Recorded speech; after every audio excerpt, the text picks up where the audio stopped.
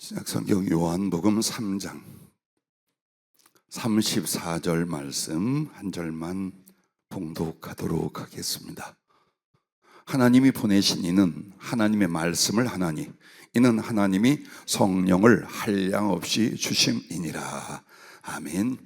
오늘 성령의 검, 곧 하나님의 말씀을 가지라 첫 번째 시간입니다.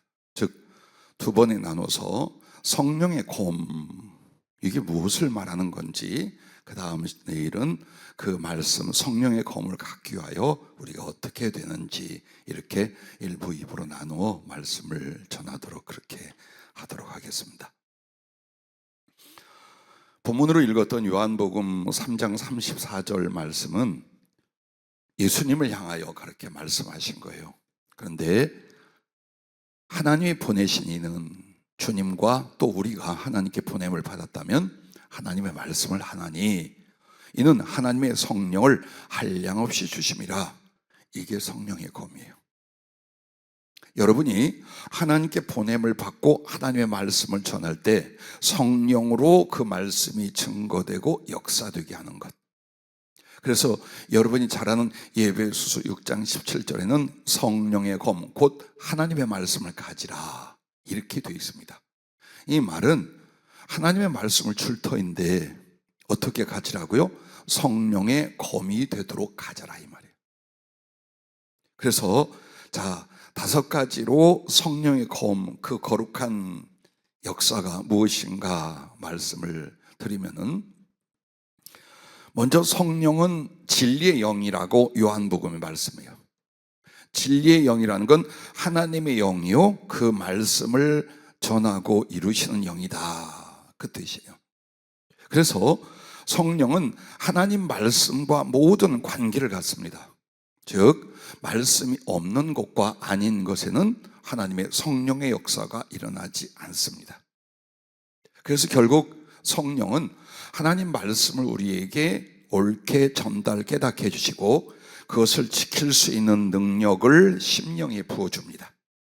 물론 그 지킬 수 있는 건 순종의 마음만이 아니라 삶과 복음에서 하나님의 뜻을 따르고 성취할 수 있도록 한다. 그게 에스겔서 36장 26절 27절에 보면, 또 새 영을 너희 속에 두고, 성령을 말합니다. 새 마음을 너희에게 주되 너희 육신에게 굳은 마음을 제거하고 부드러운 마음을 줄 것이니 이게 죽음과 삶이에요. 이스라엘 백성들이 버림을 받거나 아주 심한 고통과 연단 가운데 들어갔던 건 심령이 굳어져 있어서 그래요. 그러면 이 심령이 굳어져 있다는 말이 뭐냐? 하나님의 말씀을 안 듣는다는 거예요. 하나님께 순종을 아니하고 육신과 기질을 앞세운다는 거예요. 누가? 하나님의 백성이라는 사람들이, 누가? 교회 다니는 신자라는 사람들이 그런다. 이것 때문에 결국 궁극적인 죽음이 오고, 또 그 전에 살려보려고 하나님은 말할 수 없는 연단과 역경 속에 흔들어 놓기도 합니다. 그러나 하나님의 성령만이 사람의 마음을 어떻게 만든다고 했느냐? 부드러운 마음을 줄 것이며 온유하여 순종할 수 있는, 겸손하여 받들 수 있는 그 심령을 성령이 주신다, 이 말입니다. 또 내 영을 너희 속에 두어, 이 말은 마음만 이렇게 좀씩 만져주는 게 아니라 아예 성령께서 입점을 하시고 성령께서 내주하셔서 나의 인격과 영혼 전체를 성령으로 다스리고 은혜 주고 주관하기 시작하게 한다, 그 말씀입니다. 너희로 내 율례를 행하게 하리니 너희가 내 규례를 지켜 행할지라. 즉 하나님의 모든 말씀을 기꺼이 능력으로 지켜 행할 수 있는 영혼을 만들기 위하여 성령을 주셨다, 이 말씀이에요. 그래서 성령의 검, 곧 하나님의 말씀, 이렇게 말하는 이유입니다. 그러면 하나님의 말씀이 성령의 검으로서의 역사가 일어나는 건 어떤 거냐? 첫째, 성령으로 하나님 말씀이 살아난다라는 겁니다. 그러면 언제나 하나님 말씀이 죽었냐? 예, 여러분이 죽였습니다. 어떻게 죽이느냐? 그냥 문자로만 봐요. 성경의 문자, 성경을 지식으로만 볼 때 하나님의 말씀을 여러분은 어때요? 닫고 죽이는 자가 돼요. 그런데 자, 요한복음 6장 63절에 살리는 것은 영이니 육은 무익하니라. 내가 너희에게 이른 말은 영이요 생명이라 라고 말합니다. 즉 한마디로 하나님의 말씀은 생명력을 가지고 생명을 주는 영의 말씀, 영 자체라 이거예요. 그러나 여러분과 나는 어떻게 합니까? 그 말씀 자체를 문자 속에 가두고 지식 속에 넣어서 그냥 넘어가는 거예요. 이걸 이제 바꾸는 거예요. 이런 식으로 살던 사람들과 신자들에게 성령님께서 역사하시기 시작하면 어떻게 되느냐? 말과 문자이던 그 지식의 성경 말씀이 인격적인 감화와 변화시키는 능력으로 자신에게 역사하기 시작합니다. 즉 그것을 가리켜 성령의 하시는 말씀이라고 요한계시록 2장 7절 이하 나오는 게 그거예요. 그럼 본래 우리가 하나님 말씀을 성령으로 받지 못할 때는 하나님 말씀이 성경으로 설교로 주어진다 해도 어떤 상태였느냐? 바로 이런 상태입니다. 이사야 42장 18절 20절에 보면 너희 못 듣는 자들아 들어라. 너희 맹인들아 밝히 보라. 네가 많은 것을 볼지라도 유의하지 아니하며 귀가 열려 있을지라도 듣지 아니하는도다. 이 상태예요.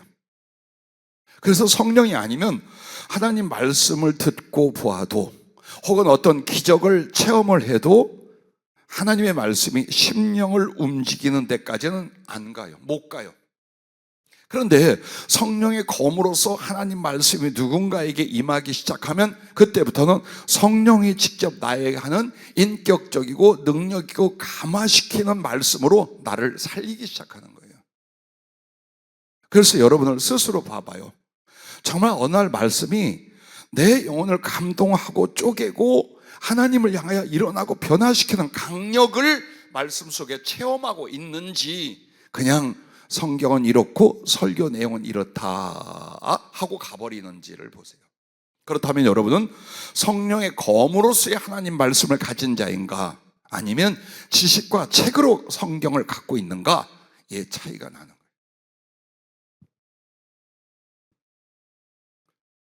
우리들에게 주님 말씀을 주셨을 때 성령의 말씀이에요. 그리고 그것이 성령님의 감화 역사로 말미암아 이제 여러분과 나는 어때요? 하나님 말씀이 내 속에서 살아서 역사하는 바로 이 말씀을 가리켜 성령의 검이라고 하는 것입니다. 그러므로 성령의 검은 제일 먼저 유익한 게 뭡니까? 내게 그와 같은 거예요. 내가 남에게 성령의 검으로서 말씀을 전하는 게 아니라 먼저 내 자신에게 하나님 말씀을 읽고 들을 때에 성령의 검, 성령의 감화, 성령의 생명력으로 되게 다 와서 나를 확 바꾸는. 그래서 여러분들은 성령의 기름 부음을 받으면 누구에게 가르침 받을 필요가 없다고 말합니다. 그 이유가 설교도 듣지 말고 성경 공부도 하지 마라가 아니라 세상에 이런 이론과 저런 사상과 별의별 말에 대하여 귀 기울일 거 없다. 왜? 기름 부어진 그 성령이 여러분에게 하나님 말씀을 가르치고 깨닫고 따라가게 만들어요. 할렐루야. 그래서 여러분이 무인도에 가 있을지라도 별로 반갑지 않은 예이지만 감옥에 가 있을지라도 여러분이 하나님 말씀을 가지고 기도하면 인격적이고 능력적인 주님이 성령으로 직접 말씀을 하며 심령을 다스리고 주관하는 은혜 속에 살 수 있더라. 그걸 가르쳐서 성령으로 하나님 말씀이 살아나고 역사한다 이렇게 말하는 겁니다. 두 번째는 성령의 검이란 성령으로 창조의 말씀이 되게 하신다라는 겁니다. 즉 이것은 말씀이 실제로 성취되는 역사, 이걸 가르쳐 창조의 말씀, 성령의 검, 이렇게 성령은 표현해 주십니다. 주님이 대체 천지 만물을 지으셨을 때에 1장 3절의 창세기에 보면 하나님이 이르시되, 예전 성경에는 가라사대, 그 이르시되가 뭡니까? 말씀하시되입니다. 그렇게 해서 빛이 있으라 하시니 빛이 있었고, 모든 하나님께서 무언가를 이루실 때는 그냥 말씀만 하셔요. 근데 그 말씀이 능력이 있어서 말씀한 내용과 의도가 이루어지더라, 창조되더라, 역사가 나타나더라. 이게 하나님 말씀이 문자와 지식을 쓸 때는 안 돼요. 그 일이 그러나 살아 역사는 성령의 능력, 성령이 검이 될 때는 여러분이 받은 말씀이나 우리가 전하는 말씀이 그대로 이루어지는 역사가 일어나게 한다라는 겁니다. 늘 주의 종으로 부러워하는 건 사무엘입니다. 사무엘상 3장 19절에 보면 사무엘 자람의 여호와께서 그와 함께 계셔서 그의 말이 하나도 땅에 떨어지지 않게 하시니, 이 말은 뭐예요? 그 어린 사무엘, 청소년 이렇게 하는 사무엘이 무엇인가 하나님 말씀을 전하면 곧 이루어져. 얼마 있다가 이루어져. 그래서 사람들이 놀래 자빠지면서 와, 사무엘은 하나님이 세운 선지자로구나 라고 인정하게 됐다라고 말하는 겁니다. 자, 이 얼마나 감동적이고 중요한 은혜입니까? 여러분이 하나님의 말씀을 받았어. 근데 그게 이루어져. 그 하나님 말씀대로 기도를 해서 그게 이루어져. 그리고 이 하나님의 말씀을 성령께 받아 남에게 예언하고 가르치고 전했는데 그게 또 이루어져. 할렐루야. 이게 바로 창조의 말씀, 창조의 능력으로 역사하는 성령의 검이라 그 말이에요. 세월이 가면서 많은 기도와 소원이 하나님께 있었지만 지금은 이거 하나로 줄였어요. 그런데 그 하나만으로 나는 주님께 모든 걸 구하고 모든 걸 이루고 모든 걸 얻게 돼요. 그게 뭐냐?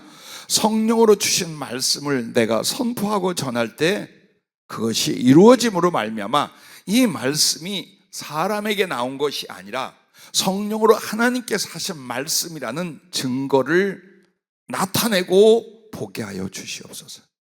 이게 제 모든 기도의 가장 중요한 부분이고 소원 중에 소원이에요. 자, 수없이 많은 사람들과 일들마다 성령으로 말씀을 전했습니다. 성경을 깨우치기도 하고 주님이 하고 싶은 말을 하시기도 하고 또 여러분들에게 장래 일어날 예언적인 말씀도 전했습니다. 그러면 내게 있어 소원이 뭐냐? 나는 전했으니까 끝이다가 아니에요. 내가 소원하는 건 뭐냐면 그 전한 바가 내가 말한 거라면 별 볼 일 없겠지요. 그러나 분명히 나는 성령으로 주님께 들었어. 주님께 보았고 받았어요. 그렇다면 내가 원한다는 건 뭐냐면 그걸 통해 나와 내 사역에 어떤 유익이 오느냐가 아니라 정말 하나님이 하신 말씀을 이루심으로 말미암아 내가 믿고 내가 받고 내가 전하는 그 말씀이 하나님의 진리라는 걸 보면 된다. 그게 이제 저의 마지막 그리고 어쩌면 유일한 소원이 됐어요. 이래서 여러분도 마찬가지일 거예요. 받은 말씀이 이루어지고 증거하는 말씀이 이루어지고 그 말씀 잡고 기도할 때 다 이루어지는 역사, 이게 그냥 되는 게 아니라 어떻게 하라? 성령의 검이 되라. 즉 성령을 더 추가적으로 받아라 이 말이에요. 한마디로 성령을 더 받아라.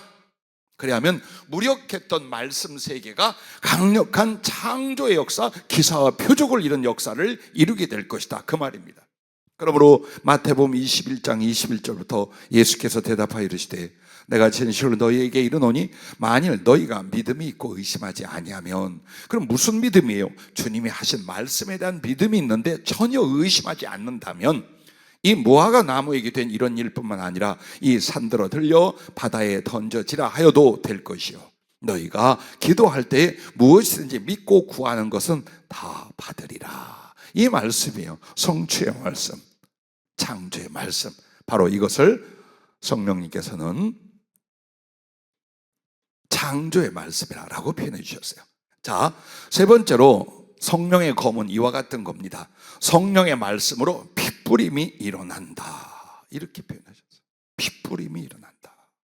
그러면 자, 예수 그리스도의 구속을 깨닫게 하는 거예요. 아무리 십자가를 말하고 예수님이 옛날 나를 위해 무엇을 말했다 해도 여기에 감동이 안 와. 이게 깨달아지고 나에게 직격적인 주님의 사랑과 구원의 능력으로 꽉 닿아야 되는데 이게 잘 안 돼. 그 이유는 받는 사람이 그래 우리끼리 합시다 말하는 걸로 못해 쳐먹은 게 맞아요. 그런데 중요한 건 그 말씀 속에 이제 어떤 일이 벌어나느냐, 성령의 강력한 역사가 일어나면 그 전하는 말씀을 성령으로 피를 뿌리기 시작하는 거예요. 누구에게? 이 양심과 가슴 속에요. 이런 일이 벌어요. 그리스도 2000년 전 십자가 흘린 그 피가 오늘 내 영혼과 양심을 강력하게 부어지고 뿌려지는 역사가 말씀을 통해 일어날 것을 믿으시기를 바랍니다. 할렐루야. 자, 그렇게 되면 어떻게 되느냐? 히브리서 9장 14절에 보면 하물며 영원하신 성령으로 말미암아 흠없는 자기를 하나님께 드린 그리스도의 피가 라고 말합니다. 즉 예수님의 피는 어떻게 하나님께 드려졌어요? 성령으로 드려졌어요. 그럼 우리들에게 그 피가 어떻게 뿌려져요? 성령으로 뿌려진다 이 말이에요. 그러니까 성령의 감화가 역사 없이는 아무리 예수님의 십자가 그의 피를 말해도 이 속에서 변화는 안 일어나더라. 그러나 성령으로 말미암아 우리 속에 그 십자가의 말씀이 올 때 피를 뿌려서 그 즉시 회개케 하는 것처럼 이렇게 말합니다. 어찌 너희 양심을 죽은 행실에서 깨끗하게 하고 살아계신 하나님을 섬기게 하지 못하겠느냐. 우리는 양심이 타락하고 죽은 행실, 즉 죽을 수밖에 없는 죄 가운데 살았다 이 말이에요. 그랬는데 이 속에서 내가 하나님께 어떤 죄인인가를 절실히 깨닫고 애통하고 회개하기 시작하는 것, 예수의 핏뿌림이에요. 그게 그래서 여러분이 정말 진짜 신앙인은 언제부터냐? 통곡하고 가슴을 잡아 찢으며 죄를 회개한 그때부터 진짜 신자가 되는 거예요. 그게 없어. 그냥 미지근하게 뭐 그게 다 죄였는데 하나님이 용서했다더라. 이거 아니에요. 죄에 대한 절박함, 너무너무 고통스러운 괴로움, 그리고 그 흉악한 결과에 대한 두려움, 이런 것들이 강하게 우리 속을 다 뒤집어 엎어 진짜 전심의 회개가 여러분의 일생에 있었는가? 아니면 자주 있었는가? 여러분 그걸 보라 그 말이에요. 그래서 부모 밑에 이렇게 신앙생활 크는 사람들에게 좀 드문 경우가 뭐냐? 너무 쉽게 자동으로 교회를 다니며 자동으로 믿음을 받았어. 그래서 그냥 죄에 대해서나 구원에 대해서 이건 당연한 것이라 생각하지 결코 내게 일어난 기적 중에 기적으로 안 느껴져요. 그러던 어느 날 성령이 임하잖아요. 그리고 그리스도의 피가 내 양심과 영혼에 뿌려지기 시작하면 거기에서 뭘 보게 됩니까? 히브리서 10장 20절에 이렇게 말합니다. 우리가 마음의 뿌림을 받아 악한 양심으로부터 벗어나고 몸은 맑은 물로 씻음을 받았으니 참 마음과 온전한 믿음으로 하나님께 나아가자. 마음의 핏뿌림이 일어나게 만든다, 성령의 말씀은. 그래서 악한 양심으로부터 벗어나다 정말 하나님 앞에 죄가 무엇인지, 그분을 괴롭게 하고 그분의 진노를 살 만한 나의 언행 심사와 인생이 무엇인지를 철저히 깨닫기 시작하는 거예요. 그래서 그 죄로 인하여 통곡하고 괴로워하고 뒤집어지고 엎어지고 그러면서 십자가의 주님의 구원과 사랑을 절실히 깨닫기 시작하는 거예요.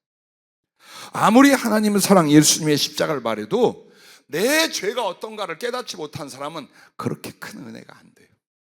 절대 안 됩니다. 여러분에게 가상으로 네가 만약 물에 빠져 죽어가는데 내가 너를 건져줬다면 너 어떻겠니? 나한테 굉장히 기뻐하고 고마워하겠지? 그럴 거야. 상상. 왜? 실제는 아니니까. 예수님의 그 십자가가 성령으로 역사하기 전에는 자기에게 실제가 아니야. 전에 내려오는 성경의 이야기지 정말 내가 인정하고 경험한 십자가의 은혜는 아니었던 거예요. 그러나 성령은 그것을 사실을 실제화시켜요. 실제화시키는 한 사람에게 모든 은혜와 사랑이 여기에서 시작이 됩니다. 정말 우리 마음에 피가 뿌려져 내 악한 행실과 존재로부터 벗어나서 나의 행실과 삶을 맑은 물로 씻음같이, 그래서 주님을 향한 나의 참 진실한 마음과 온전한 믿음으로 하나님을 섬겨 나가게 된 상태, 이걸 핏뿌림이라 그러는 거예요. 이 역사가 성령으로 전해지는 말씀, 성령으로 감화된 말씀 외에는 사람을 이렇게 만들지를 못해요. 그래서 그 십자가의 구원과 사랑을 강하게 부어줌으로 말미암아 회개가 이제 뭐가 되느냐? 사랑과 충성이 되게 합니다. 그래서 회개는 악한 내 존재를 깨닫고 이것을 슬퍼 괴로워하면서 어때요? 하나님께 자복하는 거예요. 그 행실에서 벗어나는 거예요. 그리고 회개의 열매는 뭐냐? 그러므로 이렇게 해주신 주님을 사랑하는 거야. 그게 회개의 열매예요. 그러므로 이 회개가 일어나지 않은 사람은 막달라 마리아와 주님이 집에 왔을 때에 주님께 어떤 사랑도 느끼고 대접하지 못한 바리새인 시몬과 같이 교회를 다녀요. 그냥 그렇게 다녀요. 그런데 여기 죄인이라고 욕먹고 사람들에게 정말 멸시를 받던 이 여인은 주님이 왜 이렇게 깊게 크게 사랑하는가를 뭐라고 말씀합니까? 저의 죄 사함을 많이 받았기 때문에. 예, 크고 작은 죄가 어디 있어요? 다 지옥 갈 죄였지. 그러나 죄 사함을 많이 받았다는, 크게 받았다는 말은 뭔가? 그만큼 크게 깨달았다는 거예요. 내 죄가, 내 죄로 말미암아 나의 처지와 받을 고통과 지옥의 형벌을 더 절실히 깨닫는 사람을 가리키는 거예요. 그가 회개하는 것, 그것은 뉘우침에서 어디로 가요? 지극한 주님에 대한 사랑으로 올라가요. 그래서 이 사람이 예수님을 엄청 사랑하기 시작했어요. 그 뒤에 자기의 죄와 그 비참한 결과를 성령과 말씀으로 깊게 깨닫고 체험한 거예요. 그래서 예수님이라면 전적으로 순종하고 전적으로 사랑하는 이유가 내게 어떤 유익을 좀 줘서가 아니에요. 지옥에서 나를 건진 걸 내가 경험한 거예요. 그래서 그 삶을 뉘우칠 뿐만 아니라 주님을 향한 사랑으로, 충성으로 나가게 하는 것, 이게 바로 말씀을 성령님께서 검으로 쓰실 때에 핏부림이 일어나는 것이라고 표현을 해줬습니다. 그래서 갈라디아서 2장 20절은 내가 그리스도와 함께 십자가에 못 박혔나니 그 십자가의 사실을 절실히 깨닫고 감동할 뿐만 아니라 나와 하나로 생각하기 시작해요. 이게 성령의 역사예요. 그 주님과 나 하나야. 그의 죽으심이 나의 죽음이고 그의 살으심이 나의 삶이야. 그러면 이렇게 해서 죽을 내가 살아났다면 나는 나의 남은 인생이 어떤 삶이어야 돼요? 그리스도를 위한 삶. 그분의 심장과 손과 발이 되는 것이 마땅하다고 누가 사명이 있네 없네 말해서 아니야. 자기가 그 길을 가요. 자신이 그 길을 가요. 난 이것이 우리 젊은 청년 청소년부터 우리 전교회 성도들에게 일어나는 말씀과 성령의 역사가 되기를 바라는 것입니다. 자, 네 번째는 성령의 검이란 이런 것입니다. 성령으로 말씀으로 말미암아 부활의 역사가 일어나게 한다. 자, 성령의 말씀으로 부활의 역사가 일어나게 한다. 이 말은 성령의 말씀은요 사람을 거듭나게 합니다. 이것이 심령의 부활이에요. 여러분의 영혼의 부활은 주님 재림할 때 일어날 거예요. 그러나 그 영혼의 부활이 어디에서 먼저 시작이 되느냐? 마음의 부활, 심령의 부활이 먼저 일어나야 돼요. 이것을 가리켜서 물과 성령으로 나지 아니하면, 거듭나지 아니하면 하나님 나라를 볼 수 없고 하나님 나라를 들어갈 수 없다. 요한복음 3장에 이렇게 말씀하는 거예요. 그래서 여러분이 예를 들어서 나도 그런 경험을 했다. 그럼 여러분이 말씀과 성령으로 거듭나는 것, 이걸 물과 성령이라고 말했어요. 그럼 정말 거듭났을 때 표가 있느냐, 혹은 주님이 주신 사인이 있느냐? 있어요. 하나님을 믿고 순종하고 소망하는 건 당연해요. 근데 이런 심령이 되는 거예요. 베드로전서 1장 22절부터 보면 너희가 진리를 순종함으로 너희 영혼을 깨끗하게 하여 거짓이 없이 형제를 사랑하기에 이르렀으니 마음으로 뜨겁게 서로 사랑하라. 너희가 거듭난 것은 썩어질 씨로 된 것이 아니요 썩지 아니할 씨로 된 것이니 살아있고 항상 있는 하나님의 말씀으로 되었느니라. 이렇게 해서 요한복음의 물과 성령 혹은 성령으로 거듭남이 성령과 동일하게 무엇의 역사? 말씀의 역사라는 거예요. 그래서 한마디로 성령께서 그 말씀의 검, 말씀의 능력으로 발휘하기 시작하면 말씀을 듣고 이 사람이 두 번째 마치 마음의 부활이 일어나는데, 그 마음의 부활의 첫째는 진리를 순종하여 우리의 영혼을 깨끗게 하고 하나님을 섬기게 하는 거예요. 이게 이제 일어나는 거예요, 그 사람 속에서. 그래서 한마디로 하나님과 그 말씀, 그 뜻이라면 여기서 즐거이 순종이 돼요. 그리고 영혼이 깨끗해진다는 건 뭐냐? 옛 죄를 사함받은 것도 있지만 죄 가운데로 자기를 던지지 않아. 이게 악이고 이게 죄야. 이게 하나님 앞에 해선 안 될 언행 심사야. 그렇다면 이쪽으로 안 가는 능력이 거듭난 심령이 일어난다 이 말이에요. 그래서 여러분은 빛을 좋아하고 어둠을 싫어하는 현상처럼 하나님과 그 말씀이란 그렇게 좋아하고 기뻐하고 힘이 나는데, 이걸 거스리는 악한 것이나 잘못된 것을 보면 마음이 아프거나 찝찝하거나 두렵거나 싫어. 이 상태가 성령으로 말씀으로 거듭난 것이다, 그 뜻이에요. 그렇게 하면서 사람들에게는 어떻게 됩니까? 하나님께 받은 사랑과 사랑의 가슴이 회복되어서 사람들에게 진실하게 거짓이 없는 사랑. 베드로 사도는 참 중요한 말을 했어요. 우리의 사랑이 거짓이 없는 사랑인지 이기적이거나 위선이거나 목적이 있는 사랑이거나 이걸 가려서 한 말이에요. 성령으로 거듭나다라면 이제부터는 어때요? 하나님의 지극한 사랑을 알아 영혼과 삶이 완전히 다시 태어났어요. 그리고 사람을 볼 때 미운 것, 못된 것, 악한 것, 더러운 것, 곤란할 것이 안 보이기 시작해요. 이제는 영혼들을 볼 때 다 주 안에서 불쌍해요. 그리고 만남에 있어서 기뻐요. 사람이 소중하고 기뻐지기 시작해요. 그리고 그 사람들을 사랑하되 가까이 형제들은 먼저 된 우리 교회 믿음의 가족들을 말하고 이웃들은 그 다음 차례인데 바로 그들에 대한 진실한 사랑, 이기심이 아닌, 위선이 아닌 정말 예수께서 나를 사랑한 것처럼 나도 그들을 사랑하는 영혼과 삶이 시작이 된다. 이게 바로 말씀으로 거듭나고 성령으로 거듭났다라고 하는 거예요. 그래서 여러분은 만약 내가 그런 삶을 경험했고 그 세월을 살았으면 이제 내가 다른 영혼을 전도하고 가르칠 때에 그런 역사가 일어나기를 기도하며 여러분을 성령께 드려야 되는 거예요. 성령께. 왜? 한번 가만히 생각해 봐요. 나는 그런 은혜를 그래도 얻었다. 내 영혼과 삶은 거듭난 것 같다. 근데 중요한 건 내가 전도하거나 가르치거나 권면한 사람 중에 성령으로 거듭나는 걸 본 적이 없다. 그렇다면 우리가 어때요? 하나님 말씀을 갖긴 했지만 성령의 검으로서의 하나님 말씀을 못 준비했다, 이 뜻이에요. 그걸 말하는 거예요.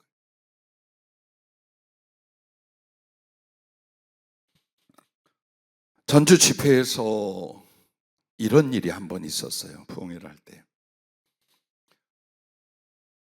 중학생 하나가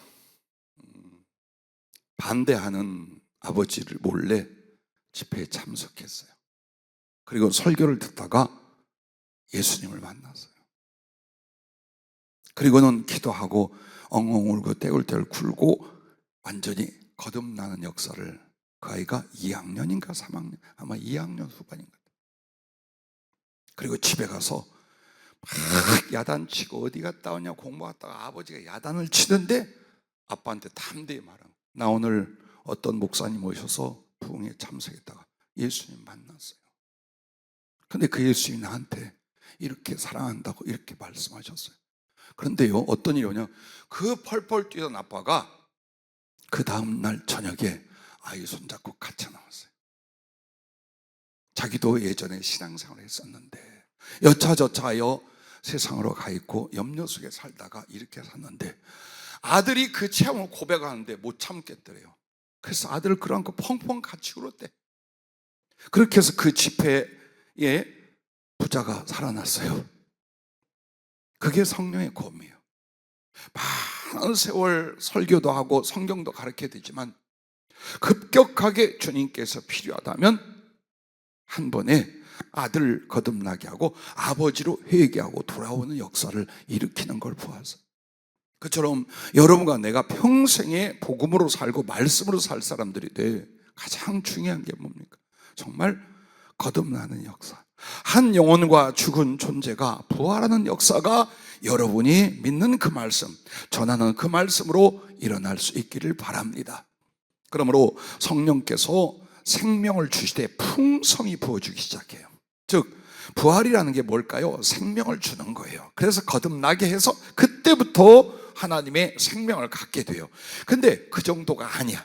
그러니까 겨우 믿어 구원받는 정도가 아니라 이제는 성령의 충만함의 값에 따라 하나님의 생명과 그 생명의 열매와 활동의 역사도 나에게 풍성해지기 시작하는 거야. 그래서 그걸 어떻게 하냐? 나눠주는 거야. 이제 그때부터 자, 내가 생명을 얻되 한 대박으로 얻었어요. 나 혼자 그거 이틀 먹기도 어려워. 그러니 이 하나님의 사랑의 생명을 누구에게 나눠주겠어? 못 나눠준다 이 말이에요. 그런데 내게 풍성해졌어요. 한 대박이 아니야. 내 집 창고에는 아주 차고도 없죠. 어디 둘 데도 없어. 그렇다면 여러분, 그 마을 주민 굶을 때 다 즐겁게 나눠주고도 종자실을 갖고 있을 것입니다. 이게 충만이에요. 이게 풍성이에요.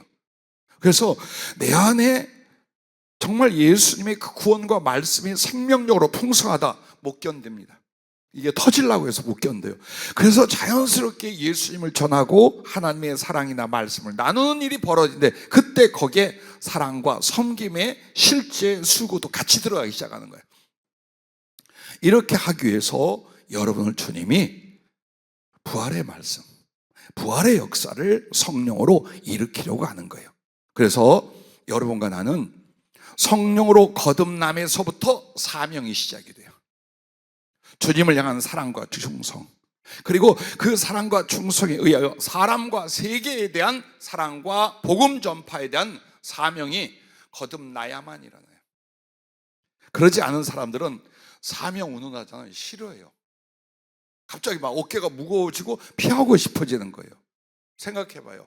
갑자기 여러분에게 주의종이 되라, 선교사가 되라, 아니면 세계 선교의 멍에를 네가 져라 라고 할 때에 아멘 주여 하는 사람은 성령으로 잡힌 사람에는 그 말이 안 나와요. 왜? 계산이 먼저 나옵니다. 내 인생이 이렇게 가다가 내가 이걸 어떻게 감당하는데, 이거 너무 힘들고 어려울 텐데 나는 뭐야? 그럼 내 개인적인 사랑과 행복은 다 이거 반납해버려야 되나 이거? 이게 어디에 있어요? 성령으로 거듭나기 전이에요. 이게. 그러나 어느 날 하나님 말씀으로 거듭나기 시작하면 이 안에 신세계가, 다른 완전히 새로운 인생이 시작이 되는 거예요. 주님으로 말미암아 주님의 당신을 위하여, 이게 일어나는 거예요. 그렇게 해서 내게 준 은혜가 너무 소중하고 말씀과 성령, 그 구원이 너무 소중하고 넘쳐나니 이 기쁨을 다른 사람들에게 퍼주고 나눠주는 거예요. 이렇게 해서 사랑과 충성의 사명이 거듭남과 함께 시작이 된다. 아직도 이 사명을 절대적인 나의 운명과 생명으로 바꿀 일이라고 생각하지 않는다면 우리는 성령으로 거듭났다는 말을 못한다 이 말이에요. 그리고 그 성령이 더 충만해져 가. 이게 바로 생명의 충만이에요. 생명을 어때 풍성히 얻는다는 게 다른 말로 하면 성령을 받되 충만히 받는다라고 말해도 돼요. 그래서 그 성령에 잡혀갈수록 어떻게 되냐, 이 사명과 사랑, 이 충성을요 완전히 이루게 돼요. 어떻게? 12달란트 받은 종처럼 이렇게 되는 거예요. 그래서 여러분이 성령을 받았거든 어디로 가라? 충만으로 가라. 얼마든 줄 테니까, 값없이 줄 테니까 제발 좀 와서 퍼 마셔라. 성령과 신부가 그리 말씀하고 예수께서 명절 끝날에 그리 말씀하는 거예요. 그냥 어렵지 않아. 마음의 전심을 가지고 왜 그 성령을 사모해야 되는지를 알고 구하기만 하면 얼마든지 더해 주시겠다고 말씀하고 있는 것입니다. 자, 마지막 다섯 번째는 성령으로 심판의 말씀이 되게 하신다. 이게 바로 성령의 검이에요. 즉 여러분과 내가 하나님 말씀을 받았고 전합니다. 근데 이 말씀이 만물을 복종하게 합니다. 히브리서 4장 12절에 보면 하나님의 말씀은 살아있고 활력이 있어 좌우의 날선 어떤 검보다도 예리하여 혼과 영과 및 관절과 골수를 찔러 쪼개기까지 하며 또 마음의 생각과 뜻을 판단하나니라고 말합니다. 이 말은 하나님 앞에 감추고 있을 것이 없다는 거예요. 말씀 앞에서. 그 말씀으로 말미암아 우리의 속과 살아온 날들과 모든 것들이 다 드러나 버린다는 거예요. 그걸 말하는 거예요. 그래서 결국 살아생전에 그 말씀의 거룩한 은혜와 능력에 붙잡히면 살아생전에 다 드러나는 건 뭐예요? 회개하여 구원에 이르고 회개하여 사랑에 이르게 되는 거예요. 그러나 이게 회개치 않아 끝까지 갔을 때 심판의 자리에서도 역시 그 말씀이 모든 걸 다 드러낸다 이 말이에요. 모든 걸 다. 그래서 우리는 항상 히브리서 4장 12절만 가지고 말씀의 능력을 운운해요. 그런데 13절까지 연결되어 있어요. 그럼 히브리서 4장 13절 말씀에는 어떤 표현이 있느냐? 이렇게 말합니다. 지으신 것이 하나도 그 앞에 나타나지 않음이 없고 우리의 결산을 받으실 이의 눈앞에 만물이 벌거벗은 것 같이 드러나느니라. 무엇으로? 그 하나님 말씀으로. 이렇게 해서 하나님 말씀으로 살아생전 심판을 받는다라는 건 거듭나 회개하여 피 뿌림으로 말미암아 거듭나게 하는 거예요. 그런데 끝까지 완악함을 가지고 갈 때는 마지막 하나님 심판대 앞에서 그의 모든 존재와 삶, 언행, 심산을 다 그 하나님 말씀으로 드러나 감출 것이 없게 만든다. 그래서 그 행위대로 심판을 받는데 주님은 이렇게 말씀하셨어요. 요한복음 12장 48절에 나를 저버리고 내 말을 받지 아니하는 자를 심판할 이가 있으니 곧 내가 한 그 말이 마지막 날에 그를 심판하리라. 예. 그래서 여러분과 내가 복음을 전할 때도 이걸 명심을 해야 돼요. 하나님 말씀을 전할 때에 여러분과 나는 첫째 목적이 뭐예요? 믿어 구원받게 하는 거예요. 그렇죠? 그러나 두 번째 목적이 있어요. 심판을 위한 경고예요. 여러분이 전하는 그 말씀은 그가 믿으면 구원을 얻고 하나님의 사랑과 복을 받게 돼 있어. 그러나 그것을 믿지 않을 때는 어떻게 되냐? 정죄를 받아요. 그 경고의 말씀으로 정죄를 받고 심판을 받게 돼 있어요. 그래서 하나님 앞에는 그 충성이 단지 영혼을 구원하는 것만이 아니라 그리 못할 때는 그 말씀이 내가 전해준 사람들에 대한 경고가 된다. 그리고 나중에는 그 세상에 주었던 하나님 말씀으로 그들을 심판한다. 그러므로 마가복음 16장 16절에 복음을 전하라 하시고 믿고 세례를 받는 사람은 구원을 얻을 것이요 믿지 않는 사람은 정죄를 받으리라. 이렇게 말씀을 하고 있습니다. 그러므로 여러분, 먼저는 만물이 복종하게 한다는 건 살아생전에 예수 믿어 구원받게 한다는 것과 우주 만물이 그 말씀으로 말미암아 하나님의 뜻을 따르게 된다는 상징을 가지고 있고, 그리고 마지막에는 그들에게 모든 종류에게 말씀을 따라 심판을 받게 한다라는 것입니다. 그러므로 여러분과 내가 복음을 전할 때에 사단의 역사, 강력한 사단의 역사도 무엇으로? 말씀으로 쳐서 복종을 시키는 거예요.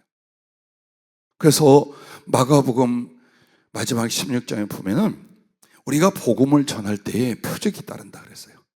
그 하나님 말씀이 성령의 검이 되면 성령의 검 자체가 이런 성령의 능력적 역사가 일어나는데 표적이, 그 중에 뭡니까? 귀신을 전하는, 방언을 말한다는 새로운 성령의 은혜를 넣어놓고 나머지는 뭐냐?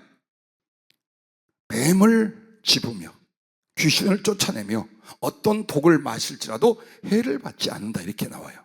그 말은 어떤 독이라는 건 실제로 독물 먹고 살아난다는 기적도 있었어요. 하지만 그게 아니에요. 악한 영과 죄의 세력이 아무리 밀어닥쳐도 성령의 사람, 말씀의 사람은 절대로 그 영향으로 변질되거나 죽지 않는다, 이 말이에요. 그리고 귀신을 쫓아낸다는 말과 뱀을 짚는다는 말은 동의어 같기도 하지만 귀신을 쫓아낸다는 것을 그 사람과 그 장소에서 축출해 내려가면 뱀을 짚는다는 건 사단의 세력을 복종시켜버리는 거예요. 그걸 말하는 거예요. 사단의 세력 자체가 그 순간 혹은 그 지역 혹은 그 대상을 완전히 복종시켜요. 뭘로? 복음으로, 하나님 말씀으로. 많은 사람이 귀신을 쫓아낸다 하고 몇 년 전에 우리 교회에 와서 정말 어려움을 겪던 강수사 부부가 왔었죠. 귀신 쫓아낸다고 목사들 여럿이 모여서 어느 교회에서 사람 묶어놓고 기도하고 누르고 그러다가 심장마비로 죽었고, 그 자식이 고소를 해서 살인죄로 여러 사람이 기소가 됐었어요. 그 가운데 그들이 왔어요. 그때 정말 이렇게 하고 저렇게 하라, 이렇게 하여 저렇게 하라, 내가 너희들을 그 법에서 이렇게 할 테니까 해라, 그대로 주님이 다 해주셨어요. 근데 중요한 건 뭐냐? 귀신 들린 사람이 아니었어요. 정신병자였어요. 정말 뇌 이상에 강력하게 상처가 난 정신병자라 이 사람은 보호소에서 치료를 받고 혹은 말씀과 기도, 사랑의 위로 등이 필요한 사람이었어요. 근데 그 사람을 잡아다 놓고 귀신을 쫓겠다고 묶어놓고 막 하니까 어떻게 해요? 귀신한테 그들이 다 당한 거예요. 결국에는 영적인 분별을 못하니까 오히려 어떤 일이 벌어져 그 사람을 죽는 상태까지 몰고 가 그 난리가 나고 다 풍비박산 났는데 더 기가 막히건 서로 죄를 떠넘기는 거예요. 내가 기도하다 그렇게 됐습니다 하는 인간이 목회자 중에 한 명도 안 나오는 거예요. 다 쟤네가. 봐봐요. 성령의 역사와 사단의 역사는요, 일 자체에서 드러나기도 하지만 인간을 가장 비열하게 만들어요. 사단의 역사는 아주 비겁해지게 만듭니다. 절대로 자기 잘못 시인 안 해요. 남에게 뒤집어 씌워요. 우리는 우리나라에서도 그걸 봐요. 근데 신앙생활과 교회와 하나님의 일 앞에도 그런 일이 벌어집니다. 그래서 여러분과 나에게 중요한 건요, 영을 분별하고 사단을 내어 쫓을 때에 그냥 내가 말이야 파워가 있어, 은사가 있어, 너 안 나가? 너 어디서 왔어? 그랬어? 그리고 딱 한 바퀴 돌고 와서 너 나가. 예, 그렇게 해서 나가는 경우가 표적을 위하여 일어나요. 그러나 영혼을 구원하고 이 사람에게 다시는 그 악한 사단의 세력이 역사하거나 들어오지 못하게 하면 어떻게 하냐? 말씀으로 들어가서 말씀을 믿고 말씀으로 회개하고 말씀을 채워놔야 돼요. 어느 사람도 그랬어요. 저 20대 때부터 지금까지 사단의 영향이나 잡힌 사람들을 내어 쫓을 때 성령이 준 것이 뭐냐? 이 사람을 영분을 위해서 뭐가 필요한가? 예수님을 영접하거나 혹은 신앙생활을 했는데도 그 지경이면 하나님 말씀을 통해 믿음과 회개를 새롭게 만들거나, 그래서 그 안에 말씀이 들어가야 돼요. 말씀이 들어가면 안 나가 해도 나가게 돼 있어요. 왜? 가장 싫어하는 것이 하나님 말씀이에요. 그리고 가장 또 싫어하는 게 뭐냐? 하나님의 사랑이에요. 그래서 사랑과 말씀이 사랑을 이룰 때 악한 영은요 절대로 어느 사람에게서 그 자리에 있지를 못해요. 그래서 하나님 말씀으로 귀신을 쫓아내고 하나님 말씀으로 그 안을 깨끗게 하는 것이지, 그냥 한번 해보자 자꾸 늘어져 그걸로 나가지 않습니다. 기도하고 강력하게 내어 쫓을 때도 말씀을 먼저 주어라, 말씀이 먼저 역사하시게 하라. 그리고 그 말씀을 의지하여 명령하고 기도하고 쫓아내고, 다음에는 그가 말씀을 따라 믿음으로 서고 회개하여 바로 서면 똑같은 역사, 더 강한 역사가 다시는 안 일어나요. 절대 안 일어나요.